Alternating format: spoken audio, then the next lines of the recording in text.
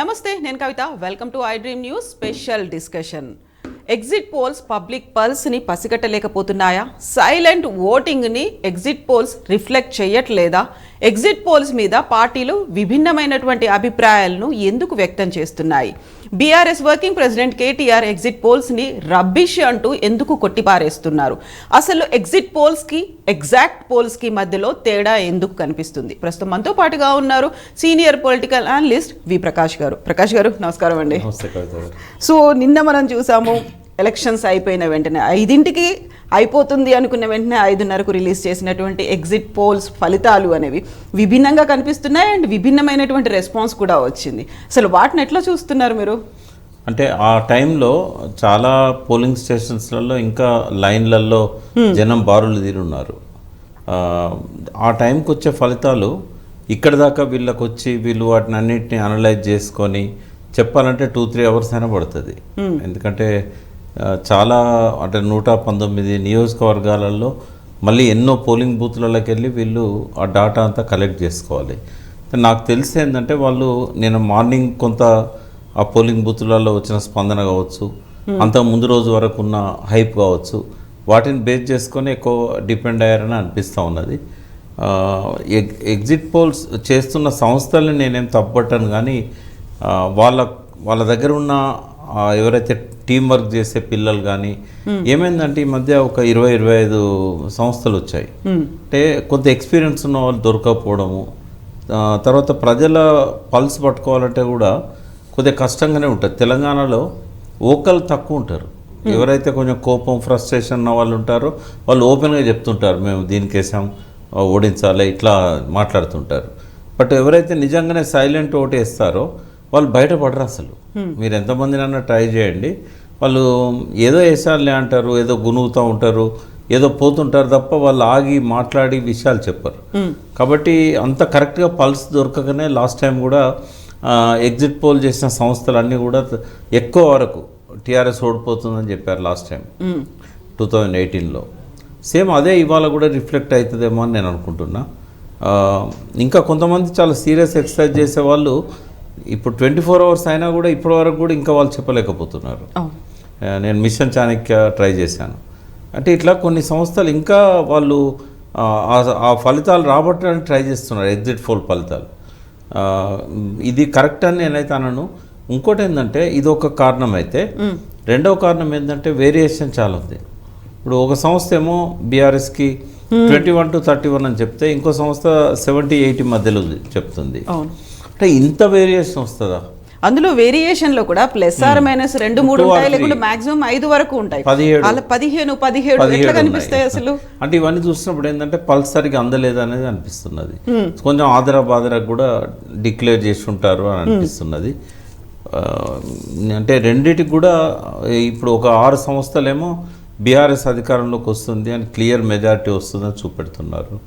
ఇంకొక 8 సంస్థలేమో కాంగ్రెస్ వస్తుందని చెప్తున్నారు. అంటే ఈ కన్ఫ్యూజన్ అయితే ఎల్లుండి వరకు ఉంటుందమ్మా. బట్ మాకు ఫీల్డ్ మీద మేము చూసినప్పుడు ఏంటంటే, నేను చాలామందితో ఈరోజు కూడా మాట్లాడాను, రాత్రి కూడా మాట్లాడాను. మాకు వస్తున్న దీన్ని బట్టి మినిమం 70 అనేది ఇప్పటికి కూడా మేము దానికి కట్టుబడి ఉన్నాం. ఏమన్నా తగ్గుతాయేమో అని నేను కూడా అనుకున్నాను నేను ఎగ్జిట్ పోల్స్ చూసిన తర్వాత. అట్లా ఎక్కడ కనబడట్లేదు అసలు.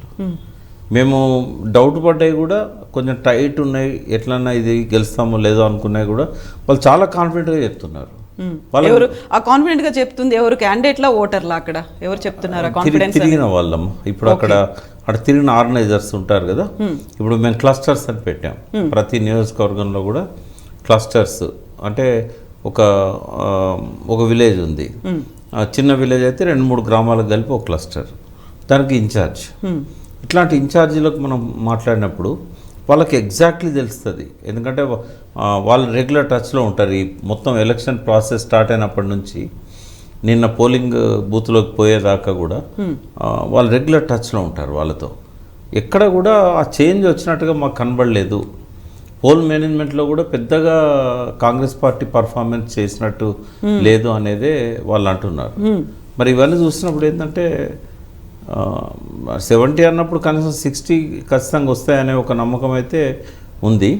నాకే కాదు, ఈ బీఆర్ఎస్ నాయకుల్ని ఎవరిని అడిగినా కూడా గవర్నమెంట్లోకి 100% వస్తున్నాము, మనకు అటువంటి అనుమానం కూడా లేదు అని అంటున్నారు. అంత కాన్ఫిడెంట్గా చెప్తున్నారు. ఆ ధీమా వెనుక ఉన్నటువంటి కారణం ఏంటి అసలు? ఒకటి, ఒక ఫిక్స్డ్ ఓట్ బ్యాంక్ అనేది బీఆర్ఎస్కి ఉంది. అంత తొందరగా అది ఫిజిల్ అవుట్ అవుతుందని అనుకోవడం లేదు. వాళ్ళ నమ్మకాలు అంత తొందరగా నీరుగారిపోతాయా? ఇప్పుడు చాలాసార్లు కొంతమంది వెళ్ళి డైరెక్ట్ వాళ్ళ బైట్స్ కూడా తీసుకున్నారు. ఇక ఊర్లలోకి వెళ్ళి మీరు ఎందుకు వేస్తారు, కేసీఆర్కి ఎందుకు వేస్తున్నారు వాళ్ళు అంటారు. మీరు ఎవరికి వేస్తున్నారు అంటే మేము కేసీఆర్కి వేస్తాం. వాళ్ళకి లోకల్ ఎమ్మెల్యే క్యాండిడేట్ పేరు కూడా తెలియదు కొంతమందికి. అయితే ఈ ఓల్డ్ ఏజ్ వాళ్ళకి, ముసలుళ్ళకి, వాళ్ళకి ఎంతసేపు మేము కేసీఆర్కి వేస్తామంటున్నారు. వాళ్ళు అక్కడ క్యాండిడేట్ మీ ఎమ్మెల్యే ఎవరంటే ఎవరో ఇట్లా మాట్లాడుతున్నారు. ఓకే, అంటే కేసీఆర్ గారి మీద ఉన్న నమ్మకం అనేది ఈ పెన్షన్స్ తీసుకునే వాళ్ళు కావచ్చు, రైతు బంధుకు సంబంధించిన వాళ్ళు కావచ్చు, లబ్ధిదారులు పర్టికులర్గా వీళ్ళందరూ కూడా వన్ సైడే ఉన్నారు. మేము తిరిగినప్పుడు కూడా ఊళ్ళల్లో లబ్ధిదారులంతా కూడా వన్ సైడ్ ఉన్నట్టుగానే కనబడింది. పోయినసారి మీరు చూసినట్టయితే 2018లో 47% బీఆర్ఎస్ ఉంటే 28 కాంగ్రెస్కి ఉంది, 19% వేరియేషన్ ఉంది. ఏం చేశారని ఒక్కసారిగా 19%, అంటే కనీసం ఆ 10% అయినా హైప్ ఎట్లా రాగలుగుతుంది? సోషల్ మీడియాలో వచ్చిన ప్రచారం వేరు, కానీ ప్రజలల్లో ఆ నమ్మకాలు ఎట్లా వస్తాయి? ఇంత తొందరగా ఈ 10 ఏళ్ళ నుంచి ఉండి అన్ని మంచి పనులు చేస్తున్న వాళ్ళని కాదని ఎవరో సీఎం తెలియకుండా, ఇక్కడ పార్టీ కూడా కాదు అది, మనం ఉద్యమ కాలం అంతా హేట్ చేసిన పార్టీ, ఆ తెలంగాణ ఇచ్చిందనే ఒక ఫేత్ ఉంటే అప్పుడే వేసేవాళ్ళు కదా. మేము ఇచ్చినామని చెప్పి మళ్ళీ 18లో చెప్పినా కూడా వాళ్ళకి వేయలేదు. ఇంత తొందరగా ర్యాపిడ్ చేంజ్ ఎట్లా వస్తుంది? కొంత యూత్లో మాత్రం ఫ్రస్ట్రేషన్ ఉండే, ఓ 10% 15% యూత్ ఓట్స్ అటు పోతాయని అనుకోవచ్చు. కానీ అంత ట్రెడిషనల్ ఓట్ బ్యాంక్ కూడా పెద్దగా లేదు కాంగ్రెస్కి. ఈ 10 ఏళ్ళల్లో చాలా వరకు అది పోయింది. అంటే మాకైతే అది ఎగ్జిట్ పోల్ ఫలితాలు తప్పనే అనుకుంటున్నాం. ఏవైతే అంత క్విక్గా ఇచ్చారో 5:36 కల్లా అవి కొంచెం కరెక్ట్ కాదని అనిపిస్తుంది. లేట్గా వచ్చినాయన్నీ కూడా బీఆర్ఎస్కి అనుకూలంగా వచ్చినాయి.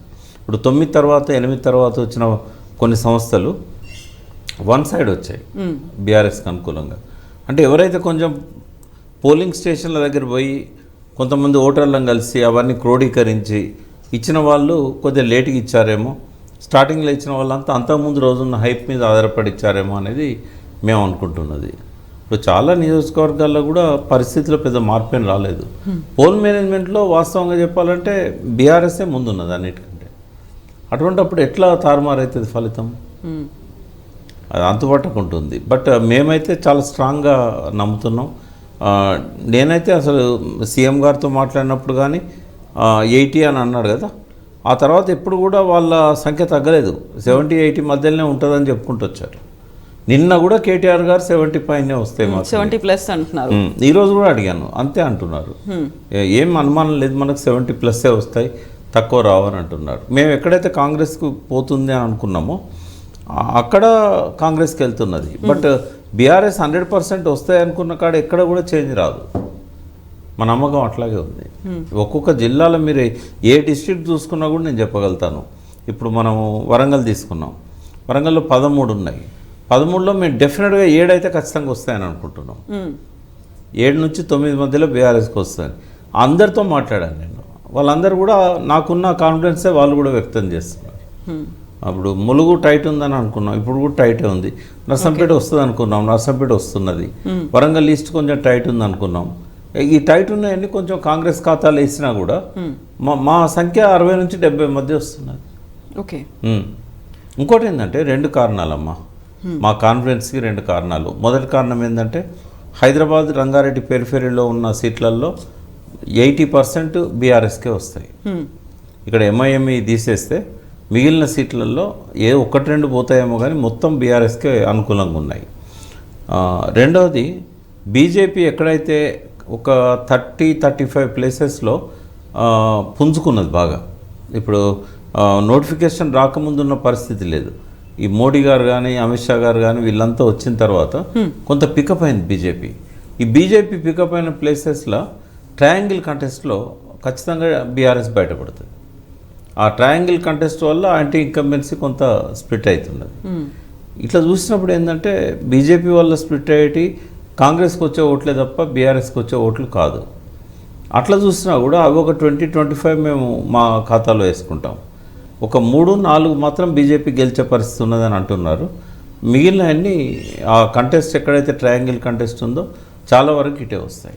సో ఇక్కడ 3-4 మాత్రమే మీరు బీజేపీకి అంటున్నప్పుడు ఈటెల రాజేందర్ చాలా క్లియర్గా చెప్పిండ్రు 30 స్థానాల్లో మేము విజయం సాధిస్తున్నాము, బీఆర్ఎస్తో ఎట్టి పరిస్థితుల్లోనూ కలవము అనేది ఈటెల రాజేందర్ మాట. బండి సంజయ్ మాత్రం హంగ్ వస్తుంది, ఎవరికి మద్దతు ఇవ్వాలో అధిష్టానం నిర్ణయిస్తుంది అనేది బండి సంజయ్ చెప్తున్నారు.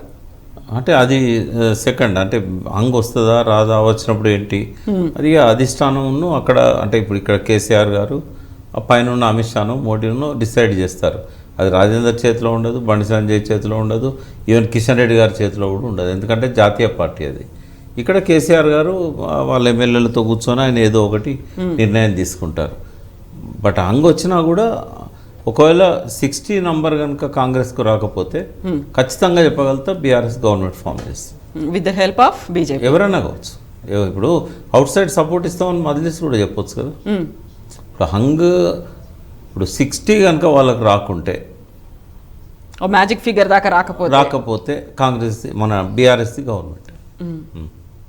ఓకే, ఒకవేళ మ్యాజిక్ ఫిగర్ వస్తే ఇంకా ఇంకెవరిది అవసరం లేదు, అపోజిషన్లో కూర్చునే అవకాశం ఉంటుంది బీఆర్ఎస్. అప్పుడు బీఆర్ఎస్ కూర్చుంటుంది. బట్ ఈ జిమ్మిక్కులు వాళ్ళు చేసినట్టుగా మనం చేసే అవకాశం లేదు. అంటే ఒకసారి మ్యాజిక్ ఫిగర్ వచ్చాక వాళ్ళు గవర్నమెంట్ ఫామ్ చేస్తారు, ఎవరు వాళ్ళని ఎత్తుకపోవాల్సిన అవసరం లేదు, తెచ్చుకోవాల్సిన అవసరం లేదు. అది but you are very confident కదా, 60+ అనేది 70+ అనేది 72 అనేది. అంటే మేము ఒక్కొక్క స్థానం మీద అంచనా వేసి చెప్తున్నాం. అంటే అందరితో మాట్లాడి అన్ని జిల్లాల నుంచి కూడా ఎంత వస్తుంది ఏంది ఇవన్నీ కూడా. కొన్ని స్థానాలు ఎట్లా ఒక మంత్రి ఓడిపోతున్నాడని నిన్న ఆరా అతను టీవీలో చెప్తున్నాడు. ఆ మంత్రి ఆయనకు ఫోన్ చేయడమే కాక ఆ మంత్రి మండలాలు ఎన్ని ఉన్నాయో అన్ని మండలాలను ముఖ్యులకు నేను ఫోన్ చేశాను. అది నాకు 15-20 వేల మెజార్టీతో గెలుస్తున్నాడని వాళ్ళు చెప్తున్నారు. అసలు ఓడిపోవడం కాదు, అసలు మనం మంచి మెజార్టీతో గెలుస్తున్నాము అని. అంటే ఎందుకు ఈ వేరియేషన్ మరి సంస్థలకు వచ్చింది అనేది కరెక్ట్గా అంచనా రాలేకపోతున్నాయి ఈ సంస్థలను నేను. సో ఇక్కడ ఇప్పుడు ఎందుకు వేరియేషన్స్ ఉన్నాయి అంటే, ఒకటి పార్టీలకు అనుగుణంగా ఏమన్నా ఈ సంస్థలు పనిచేస్తున్నాయా అనేది ఒకటి ఉంటే, ఇంకోటి సైలెంట్ ఓటింగ్ని వీళ్ళు పసిగట్టలేకపోతున్నారా అనేది. ఈ రెండిట్లలో ఏది ఎక్కువ ఛాన్సెస్ ఉన్నాయి? రెండు ఉన్నాయి. కొన్ని సంస్థలు వాళ్ళతో ఒక 1 year నుంచి 1.5 year నుంచి వాళ్ళతో కలిసి ఉన్నారు కాబట్టి రిజల్ట్స్ వచ్చేదాకా వాళ్ళు నెగిటివ్గా చెప్పరు. అంటే ఇంకోటి సిచ్యువేషన్ కూడా అట్లే ఉంది కదా, బాగా టైట్ సిచ్యువేషన్ ఉంది కాబట్టి మేము కొద్దిగా అంచనా ఎక్కువ వేసుకున్నామని తర్వాత చెప్తారు. వాళ్ళకి తెలిసినా కూడా మనం ఓడిపోతున్నామని చెప్పరు వాళ్ళు. రెండవది ఏంటంటే పల్స్ దొరకడం కూడా కష్టం అమ్మ తెలంగాణ ప్రజలది.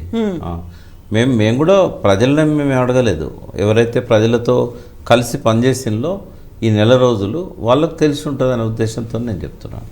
పబ్లిక్ పల్స్ అంత ఈజీ కాదు తెలంగాణలో, గుమ్మనంగా ఉంటారు. కోపం ఉన్నోడు బయటికి చెప్తాడు, కానీ ఎక్కువ మంది కోపం ఉండదు. కోపం ఉన్నా కూడా వాళ్ళు లోపల పెట్టుకుంటారు చాలామంది. యూత్ మాత్రమే కొంత ఓకల్ సెక్షన్. ఈసారి ఓకల్ కొంత కాంగ్రెస్కి అనుకూలంగా ఉంది. అంటే ఎవరైతే నిరుద్యోగ యువత ఇట్లాంటి వాళ్ళు ఉన్నారో ఓపెన్గా చెప్తున్నారు మేము వేయమని చెప్పేసి. అంటే ఆ సెక్షన్ ఎంత ఉందమ్మా, ఒక 2% 3% ఉంటుంది. ఇంకోటి ఏంటంటే మనం ఆశ్చర్యం పడాల్సింది, ఇప్పుడు ఈ సంస్థలు చెప్పినాయి బీఆర్ఎస్కు 80 seats వస్తాయి అనుకున్న వాళ్ళు కూడా ఎంత పర్సెంటేజ్ వస్తుంది అని అన్నప్పుడు 39.5 వస్తుంది అని చెప్పారు బీఆర్ఎస్కి.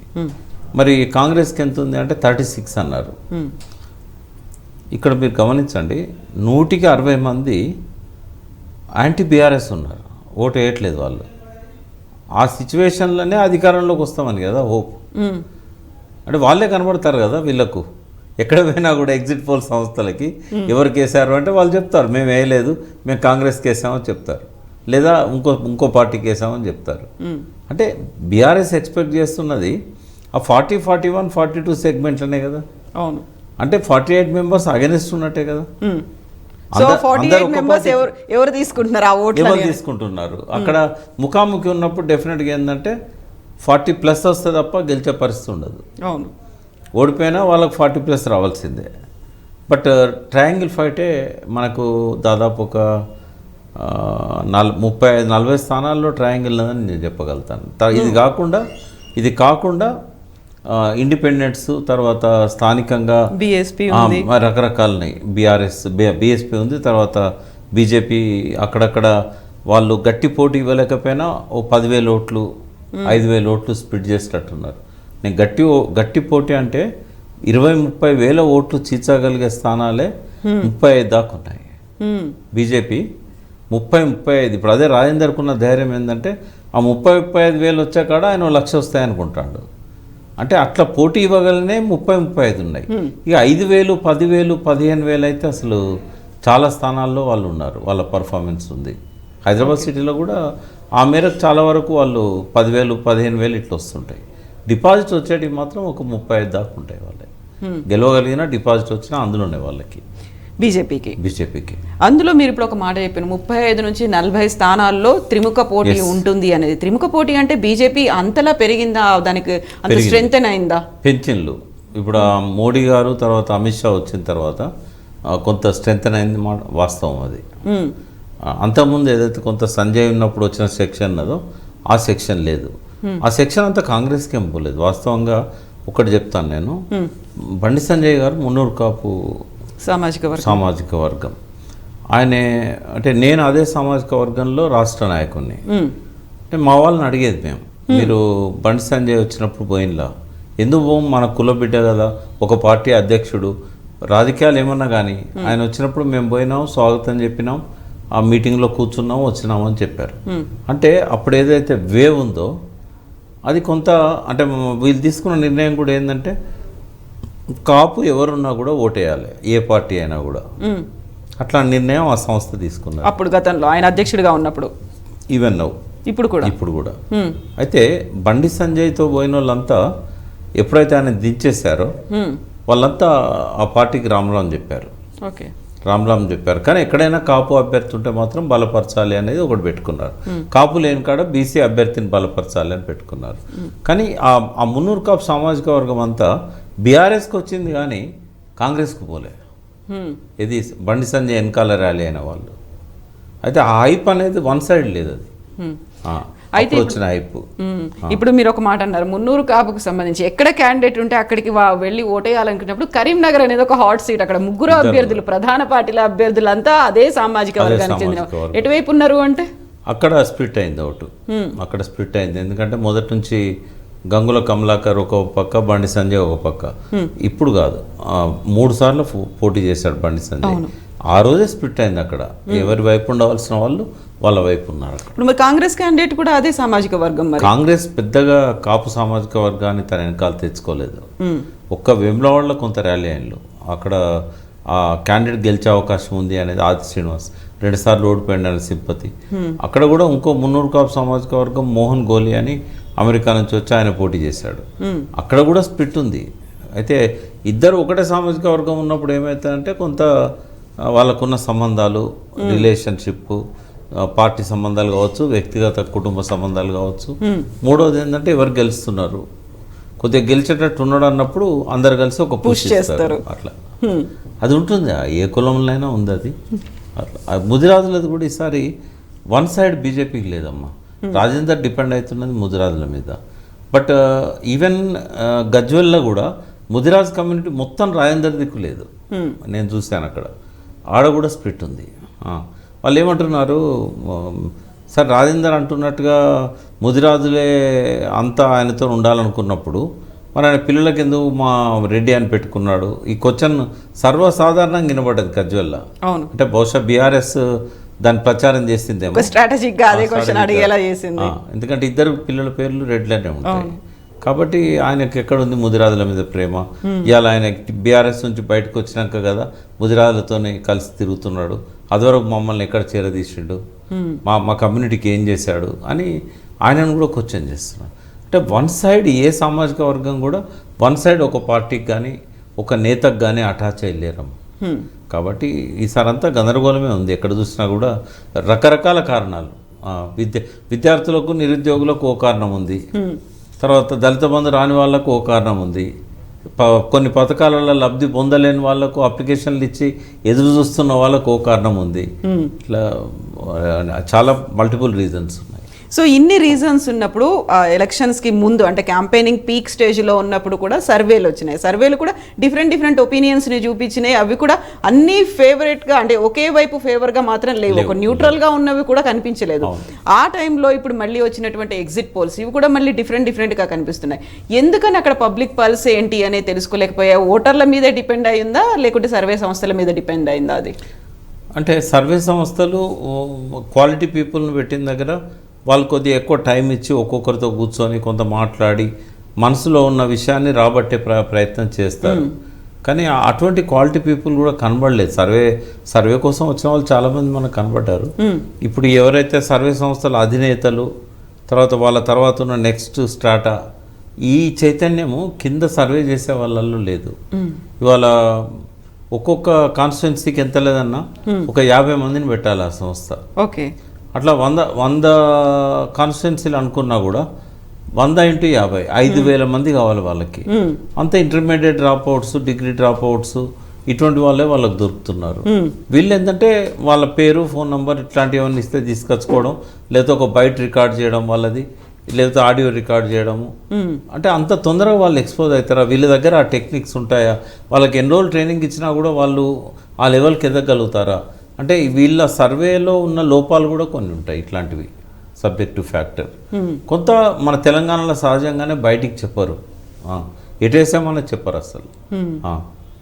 సో అలాంటప్పుడు మీ కాన్ఫిడెన్స్, మేము వస్తున్నాము అనేటువంటి కాన్ఫిడెన్స్ ఎందుకు అట్లా కనిపిస్తుంది? విలేజెస్ యాజ్ ఏ హోల్గా ఇప్పుడు నేను నర్సంపేట కాన్స్టిట్యున్సీలో ఒక మండల్లో ఒక 7-8 గ్రామాల మీద కొంత కాన్సన్ట్రేట్ చేసి చూశాను. అంటే జస్ట్ సర్వే కోసమే. వీళ్ళ లోపల ఏమన్నా మూడ్ చేంజ్ అవుతుందా? బిగినింగ్లో 1 మంత్ క్రితం ఎట్లుంది, 15 డేస్ కింద ఎట్లుంది, 1 వీక్ కింద ఎట్లుంది, పోలింగ్కు రేపు అనగా ఎట్లుంది, ఇట్లా చూసినప్పుడు ఏంటంటే ఏం చెక్కు చెదరలేదు. అది ఆ విలేజెస్లలో పెద్దగా డిస్టర్బ్ కాలేదు. పోల్ మేనేజ్మెంట్లో కూడా అతను పై చేయగలేడు అవతల వ్యక్తి. ఇంకా వాళ్ళని ఏ కారణాలు వాళ్ళ మైండ్ని మారుస్తాయి. తర్వాత ఏదో పైన తిరిగిపోయినలే తప్ప నిజంగానే ఒక్కొక్క ఇంట్లో 5-10 నిమిషాలు కూర్చొని వాళ్ళకి ఎందుకు ఈ గవర్నమెంట్ను మళ్ళీ రానియొద్దు, ఎందుకు మూడోసారి మనం కొత్త ప్రభుత్వాన్ని ఎందుకు తీసుకురావాలి, ఒక రీజన్స్ చెప్పిన వాళ్ళు కూడా ఎవరు లేరు. ఇప్పుడు కొన్ని కాన్స్టిట్యున్సీ ఇప్పుడు పనులు అయితే అంతటైనాయమ్మా. ఒకటి బీఆర్ఎస్ వచ్చినాక జరిగింది ఏంటంటే ఎమ్మెల్యేస్ హైదరాబాద్లో తక్కువ ఉన్నారు, నియోజకవర్గాల్లో ఎక్కువ ఉన్నారు. ఈవెన్ మంత్రులు కూడా వీళ్ళు కాన్స్టిట్యున్సీకే మంత్రి అన్నట్టుగా వాళ్ళకి ఏమాత్రం అవకాశం దొరికినా కూడా డైరెక్ట్ కాన్స్టిట్యున్సీలో ఉంటారు. మేము ఎట్లా అడిగేదంటే మీ మంత్రి వనపర్తి ఉన్నాడా, క్వార్టర్లో ఉన్నాడా అంటే మూడో కాడు ఉండే అవకాశమే లేదు. ఎప్పుడన్నా ఇనాగరేషన్లో పోతే తప్ప, ఏమన్నా మీటింగులు, ఇనాగరేషన్లు, ఈ సీఎం ప్రోగ్రామ్స్ ఇట్లాంటివి ఉంటే తప్ప అసలు కాన్స్టిట్యున్సీ వదిలిపెట్టి ఏ మంత్రి లేడు కదా. మరి అంతా కాన్సన్ట్రేట్ చేసింది 10 సంవత్సరాలు. డెఫినెట్గా వాళ్ళకి 10 సంవత్సరాల్లో ప్రజల మీద పట్టు వచ్చింది, కాన్స్టిట్యున్సీ మీద మంచి గ్రిప్ ఉంది. తర్వాత రోడ్లు డెవలప్ చేశారు, మిషన్ భగీరథ నీళ్ళు వచ్చాయి. ఈసారి బాగా టాక్ వినబడ్డది మిషన్ భగీరథ.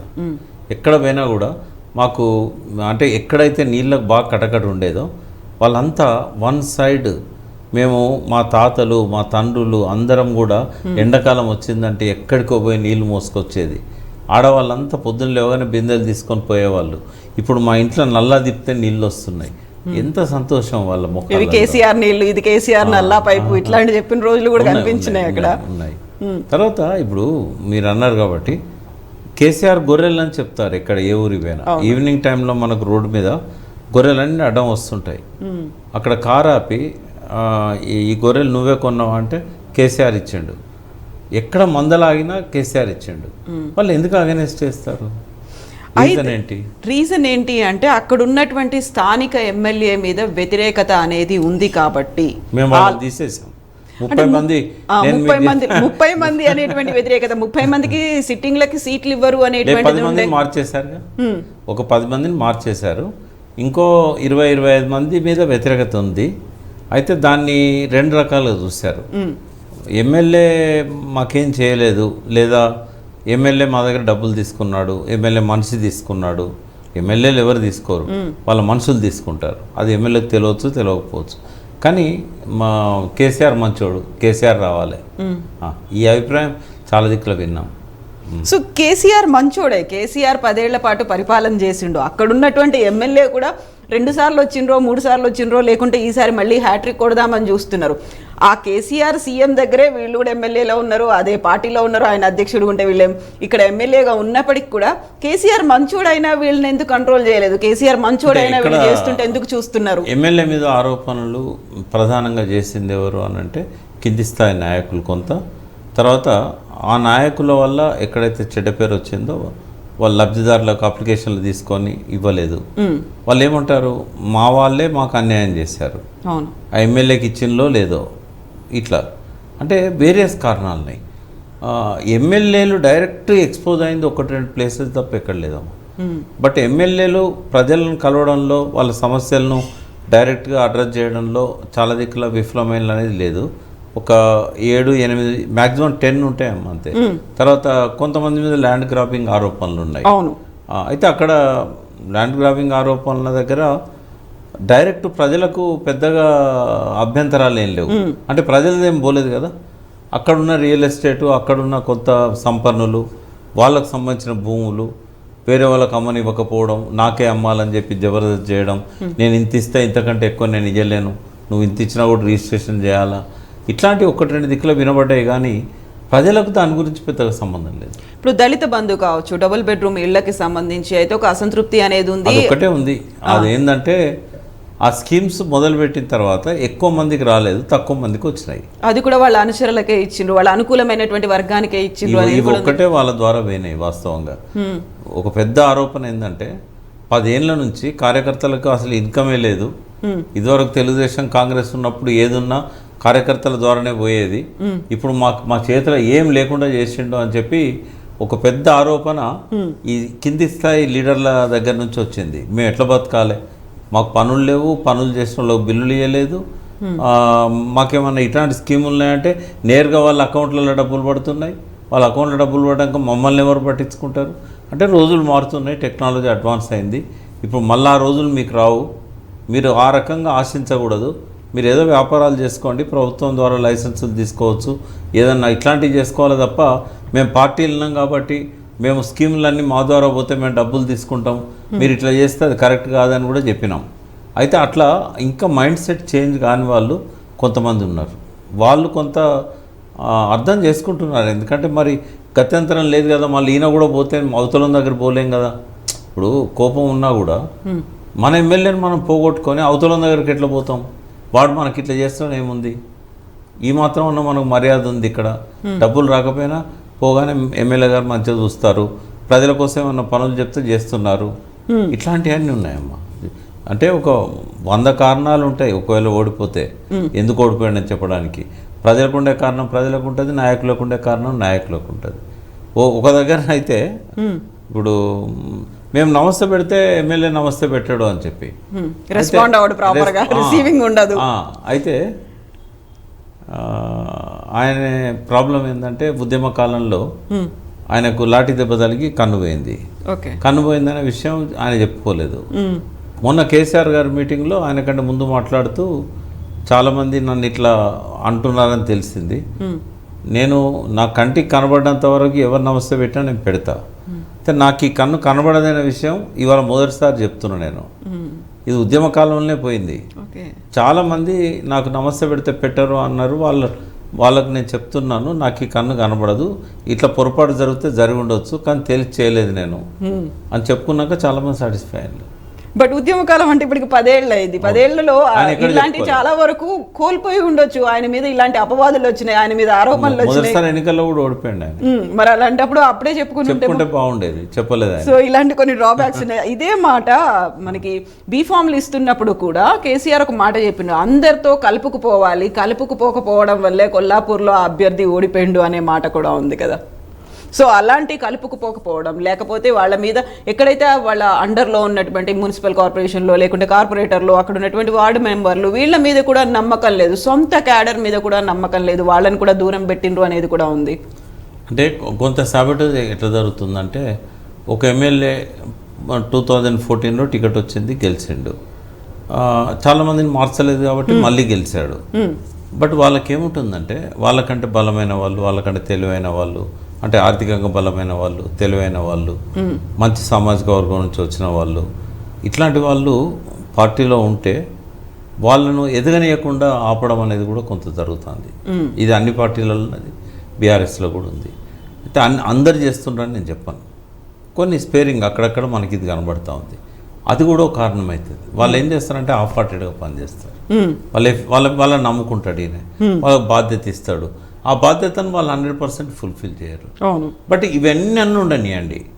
రైతు బంధు, ఆసరా పెన్షన్స్, ఈ రెండే ఇవాళ బీఆర్ఎస్ను గట్టెక్కించే మెయిన్ సోర్స్ ఆఫ్ ఓట్స్.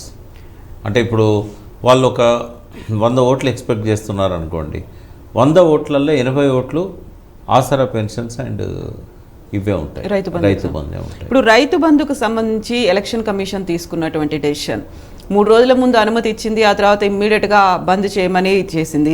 అది బూమరాంగ్ అయిందా లేకుంటే మీకు ప్లస్ అయిందా? అంటే అది ప్లస్ అయింది, ఎందుకంటే కాంగ్రెస్ వాళ్ళే దరఖాస్తు పెట్టి ఆపారు అనేది బాగుపోయింది. అయితే ఇంకోటి ఏంటంటే దానివల్ల నష్టం జరగలే. ఇవాళ ఆపచ్చు, వారమే కదా వాళ్ళు ఆపేది, వారం తర్వాతనైతే మన అకౌంట్లో పడతాయి కదా. కాబట్టి అది కాంగ్రెస్కి అక్కడక్కడ కొంత యాంటీగా పోయింది కానీ బీఆర్ఎస్కి పోలేదు. అంటే మొదటిసారి కూడా దరఖాస్తు పెట్టి ఆపింది కాంగ్రెసే, మళ్ళీ కూడా దరఖాస్తు పెట్టింది వాళ్ళు ఇస్తామన్న తర్వాత కూడా కాంగ్రెస్ దరఖాస్తు పెట్టి ఆపింది అనేది వచ్చింది. సో వారం తర్వాత మళ్ళీ వచ్చేది మన గవర్నమెంటే, మళ్ళీ మనం ఇస్తామని బీఆర్ఎస్ అంత కాన్ఫిడెంట్గా చెప్పినప్పటికీ కూడా రేవంత్ రెడ్డి ఒక మాట అన్నాడు, ఇప్పటిదాకా కష్టపడి ఇక్కడి దాకా తీసుకొచ్చినటువంటి కార్యకర్తలందరికీ ధన్యవాదాలు చెప్తూనే ఫస్ట్ గవర్నమెంట్ అంటే కాంగ్రెస్లో మేము ఏర్పాటు చేస్తున్నాము, November 9th తొలి సంతకం పెడుతున్నాము అనేటువంటి కాన్ఫిడెన్స్ ఇంకా వాళ్ళలో ఉంది based on these exit polls. మీకు కూడా చెప్పనా, ఇప్పుడు ఎలక్షన్ అయితే లేదు కదా. అవును, ఈ గవర్నమెంట్ 3 నెలలు ఉండదమ్మా ఒకవేళ కాంగ్రెస్ కనుక ఫామ్ చేస్తే. ఎందుకంటే వాళ్ళకు బడ్జెట్ ఎంతో తెలియదు, అనవసర ప్రామిసెస్ అన్నీ చేశారు. 15,000 ఒక్కొక్కరు అకౌంట్లో, అంటే 7,500 ఒక్క ఎకరానికి వేసినా కూడా ఇప్పుడు దాదాపు 1,35,00,000 ఎకరాలకి వేయాలి పంట పండుతున్న భూమికి. తర్వాత పెన్షన్స్ ఒక్కటేసారి వాళ్ళు 5,000 ఇస్తామన్నారు. అవును, ఈ 5,000 ఎంతమందికి ఇవ్వాలి? 48 లక్షల మందికి ఇవ్వాలి. ఇప్పుడు అక్కడనేమో దాదాపు ఇంతకుముందు కమతాలు 58 లక్షలే ఉన్నాయి, కానీ కమతాలు పెరిగినాయి. ఆయన ఇంకా 58 లక్షలనే చెప్తున్నాడు. దాదాపు 65 లక్షల పైన అయినాయి కమతాలు. వీళ్ళందరికీ కూడా అంటే మనుషులు ఎంతమంది అని ఉండని ఎకరం లెక్క చూసినప్పుడు 1,35,00,000 ఎకరాలకి ఇవ్వాలి, 45 లక్షల ఆసరా పెన్షన్స్ ఇవ్వాలి. ఎక్కడుంది డబ్బు? తర్వాత వాళ్ళ అవగాహన లోపం ఉందని చెప్పడానికి 2 లక్షల ఉద్యోగాలు నేను రాగానే ఫిలప్ చేస్తా అన్నాడు. 1 yearలో మేము ఫిలప్ చేస్తా అన్నాడు. 1 yearలో మన దగ్గర ఉన్నాయి కేవలం నోటిఫికేషన్లు ఇచ్చినవి పెండింగ్ ఉన్నాయి, అవి ఒక 38, మ్యాక్సిమం ఒక 40 ఉంటాయి. తర్వాత 40,000, ఇంకొక 40,000 మనం నోటిఫికేషన్లు ఇవ్వాల్సినవి ఉన్నాయి. అది ప్రక్షాళన చేద్దామన్న ఉద్దేశంతో కేసీఆర్ గారు ఇవ్వలే. ఆ ప్రక్షాళన చేయాల్సిన ఒక 40,000 ఉన్నాయి.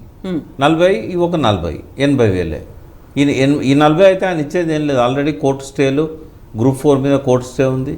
తర్వాత చాలా ఉద్యోగాలకు పరీక్షలు జరిగి పరీక్షలకు సిద్ధమై ఉన్న వాళ్ళు ఉన్నారు. ఈ అదనంగా ఆయన ఇచ్చేది ఓన్లీ 40,000 కదా, 2 లక్షలు ఎక్కడున్నాయి? పోనీ ఇప్పుడు వీళ్ళందరూ రిటైర్ అవుతారంటే ఈ 61 years అయిపోయినాకనే రిటైర్ అవుతారు.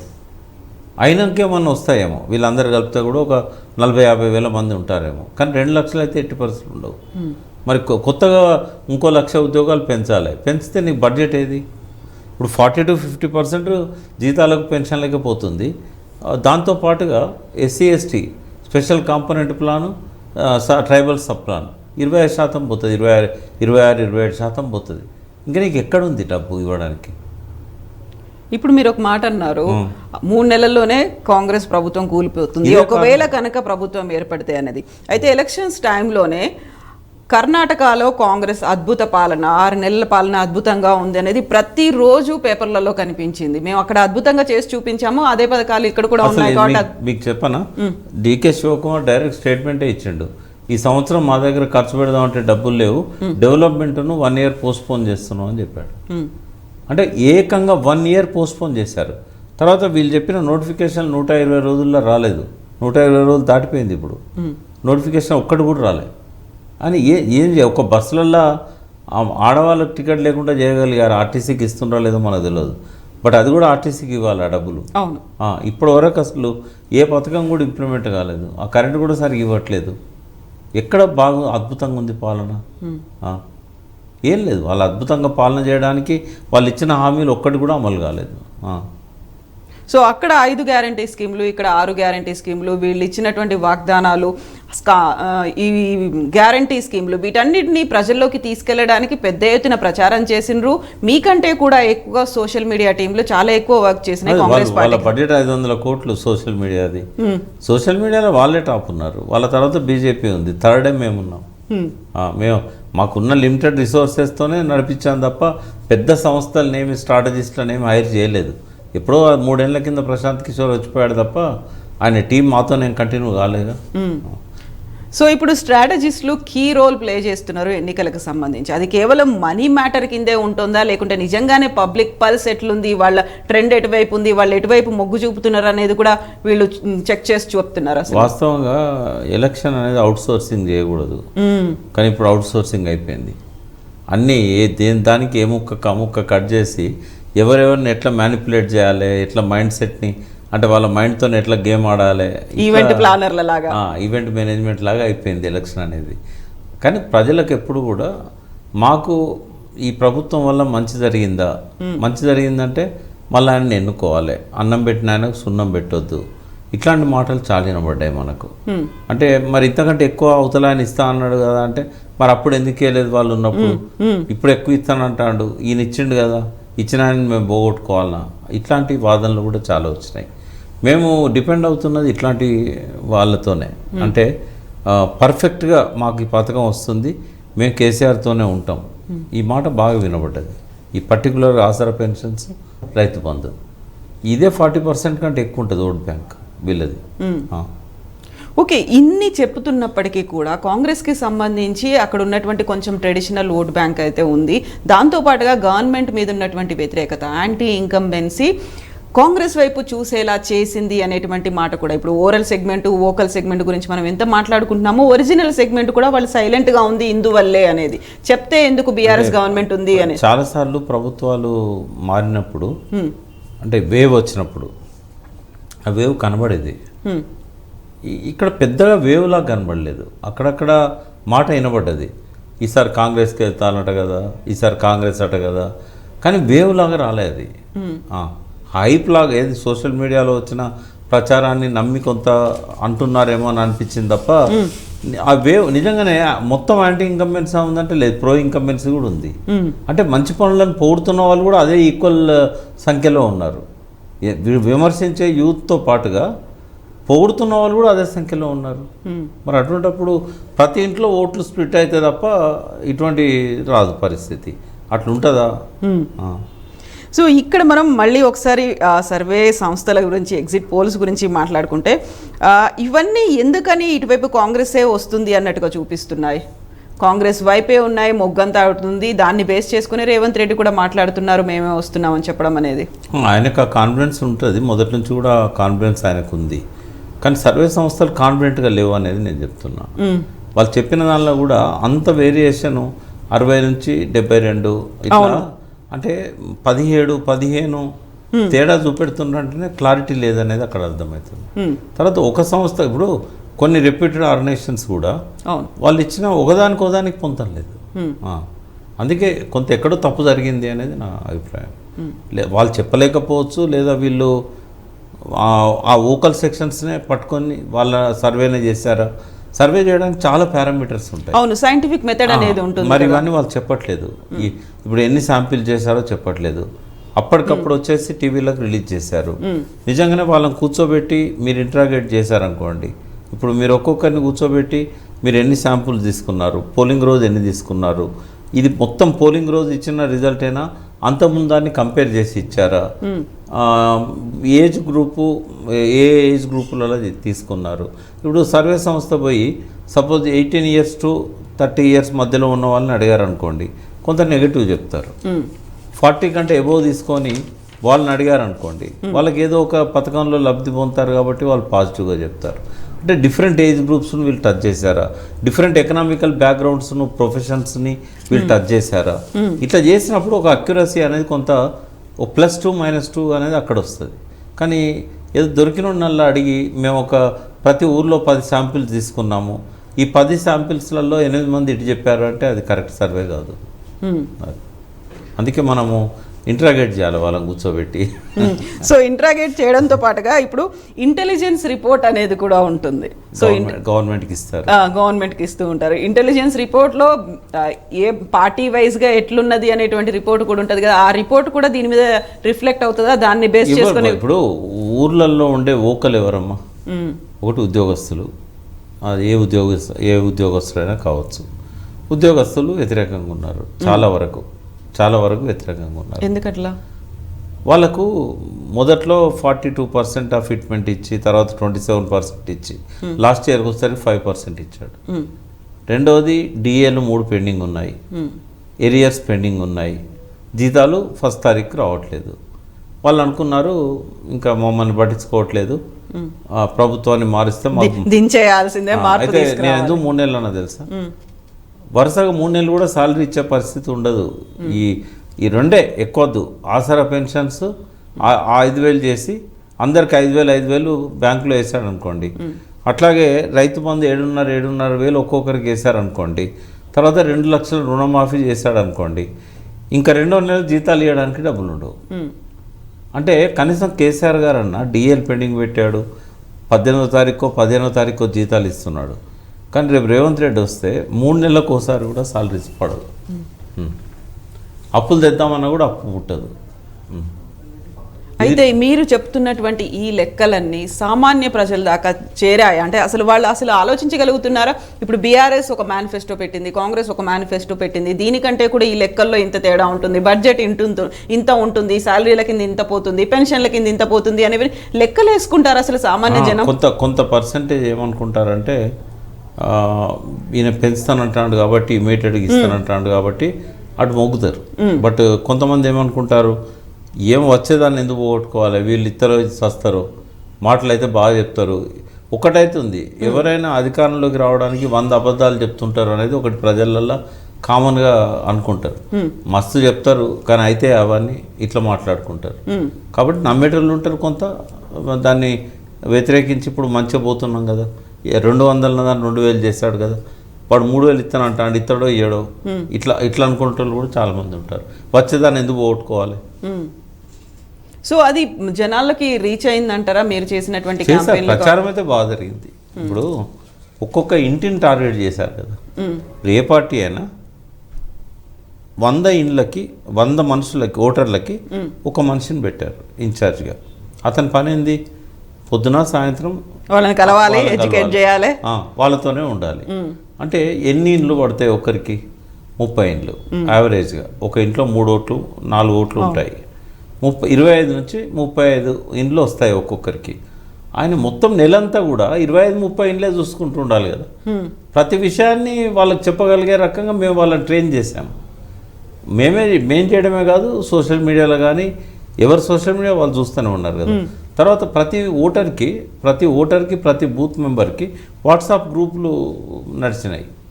ఇప్పుడు బూత్ మెంబర్స్ అందరిది వాట్సాప్ గ్రూప్ ఉంటుంది, అట్లే ఒక మండల్ మొత్తానికి ఒక వాట్సాప్ గ్రూప్ ఉంటుంది. ఇక్కడ ఏదన్నా వీడియో పెట్టారంటే అది క్షణాలలో ఓటర్ దాకా పోతుంది. అతనికి ఉన్న 100 ఓటర్లు ఉంటారు కదా, అలా స్మార్ట్ ఫోన్లు ఉన్న వాళ్ళు ఒక 40 మందో 50 మందో ఉంటాయి. ఇప్పటికీ ఊళ్ళల్లో 40% డబ్బా ఫోన్లే ఉన్నాయి. వాళ్ళకైతే మనం వాయిస్ మెసేజే అట్లా. కనీసం 60% స్మార్ట్ ఫోన్స్ ఉన్నాయి, వాళ్ళకు రీచ్ అవుతున్నాయి. అంటే ఇవాళ ప్రజలు ఇన్ఫర్మేషన్తో బాగా కనెక్ట్ అయినారు. ఇప్పుడు మనం అనుకుంటాం ఇది మనం ఇవాళ ఇచ్చింది ఒక 1000 మంది చూశారు అని, అది నెక్స్ట్ డే కల్లా అది 2,000-3,000కి ఎందుకు పోతున్నది అంటే వాళ్ళు వాట్సాప్ గ్రూపులలో చేస్తున్నారు, ఇట్లా పోతున్నాయి అవి. అయితే ఇంత పెద్ద ఎత్తున క్యాంపెయిన్లు చేసి ఒక 100 మందిని ఒక క్లస్టర్గా 100 ఓటర్లను మీరు ఇంత తీసుకుని ఇంత చేసినప్పటికి కూడా 1 మంత్ నుంచి వాళ్ళతో టచ్లో ఉన్నారు, వాళ్ళు ఎక్కడున్నారు, ఏం చేస్తున్నారు, యాక్టివిటీ అన్నీ తెలుసు ఈ పర్సన్కి. అలాంటప్పుడు ఆ 100 మంది దగ్గర నుంచి తీసుకోలేదా? 100 మంది ఎందుకు బయటకు చెప్పలేకపోయినారు? 100 మంది ఎందుకు తెలుసమ్మా? ఆ 100 మందికి ఎవరు ఇన్ఛార్జ్ ఉంటారో కరెక్ట్ చెప్పగలుగుతాడు. 60 ఓట్లు మనకేసాడు, 40 మంది వీళ్ళు మనం చెప్పినా వినలేదు, వీళ్ళకి బంధుత్వం ఉన్నది, వీళ్ళు డబ్బులు తీసుకున్నారు, అది పోస్ట్ మార్టం అంతా నడుస్తుంది ఇప్పుడు. నేను అందుకే అంటున్నా, వాళ్ళే మనకు కరెక్ట్ ఇవ్వగలుగుతారు, ఓటర్ కూడా ఇవ్వలేడు. ఆ 100 ఇళ్ళకి ఎవరైతే ఇన్ఛార్జ్ ఉన్నాడో కరెక్ట్ ఇవ్వగలుగుతాడు. ఎక్కడో అక్కడ రాత్రి మార్నింగ్ కల్లా ఆ ఇన్ఫర్మేషన్ తీసుకున్నాం. అందుకే కాన్ఫిడెంట్గా ఉన్నాం మేము 60 నుంచి 70 వస్తాయని. ఆ కాన్ఫిడెన్స్ కారణం ఏంటంటే ఈ నెట్వర్క్ ఉంది కాబట్టి.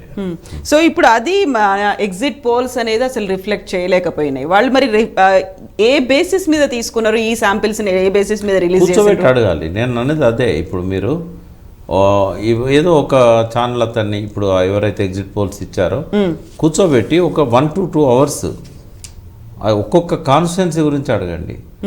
ఒక్కొక్క కాన్స్టిట్యున్సీలో ఎన్ని శాంపిల్స్ తీసుకున్నారు, వాళ్ళు సెలెక్ట్ చేసిన టీం ఎటువంటిది, అంటే మనకు అక్యురసీ రావాలంటే కొంత అట్లా పోస్ట్ మార్టం చేస్తే తప్ప రాదు.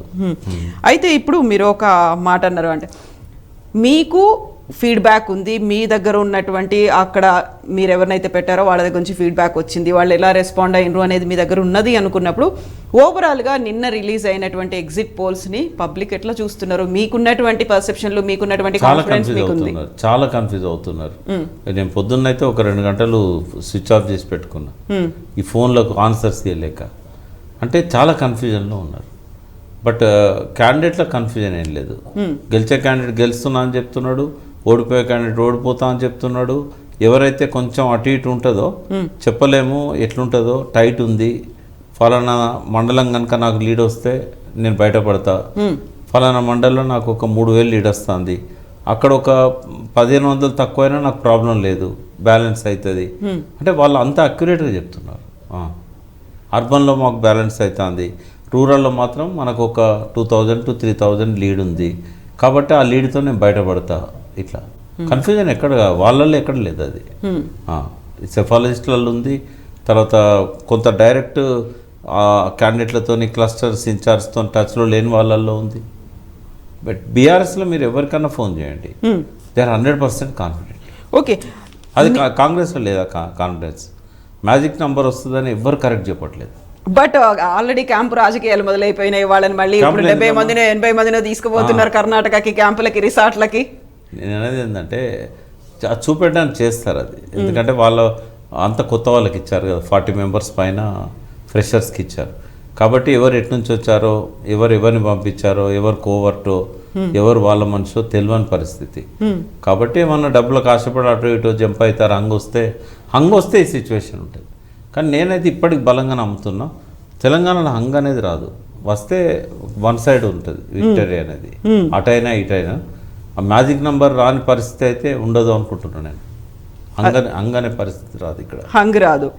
మ్యాజిక్ నెంబర్, మ్యాజిక్ ఫిగర్ మీద మొత్తం డిపెండ్ అయ్యి ఉంటుంది. మేము మాకు వస్తుందని బీఆర్ఎస్ చెప్తున్నది, మాకు వస్తుందని కాంగ్రెస్ చెప్తుంది. అవును. బట్ హంగ్ మీద ఎవరు మాట్లాడట్లేదు. అంటే హంగ్ వస్తుందని కాంగ్రెస్ అంటలేదు, హంగ్ వస్తుందని బీఆర్ఎస్ అంటలేదు. బీజేపీ అంటోంది కదా, హంగే కింగ్ మేకర్ అనే మాట వాళ్ళు తీసుకొచ్చింది వాళ్ళే. బీజేపీ ఎక్స్పెక్ట్ చేస్తుంది హంగ్ వస్తే మాకు కొంచెం గుర్తింపు ఉంటుంది అని, అంతే కదా.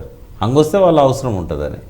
బట్ హంగ్ వచ్చే అవకాశాలు అయితే కనబడుతున్నాయి. ఇక్కడ మనం ఇంతకుముందు క్లారిటీ ఉన్నది కాన్స్టిట్యున్సీలలో. ఇప్పుడు నేను గట్టిగా చెప్పగలుగుతా, 35 సీట్లు ఖచ్చితంగా కాంగ్రెస్ గెలుస్తుంది అనేది నాకు ఉంది. 45 ఖచ్చితంగా బీఆర్ఎస్ గెలుస్తుందని ఉంది. ఈ బీఆర్ఎస్ కావాల్సిన 15, కాంగ్రెస్ కావాల్సిన 25.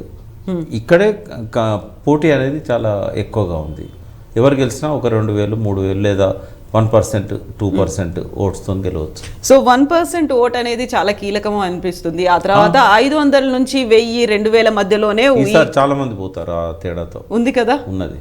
ఓ 15-20 సీట్లు అయితే 1000, 2000 లోపు ఓడిపోయే పరిస్థితి ఉన్నది.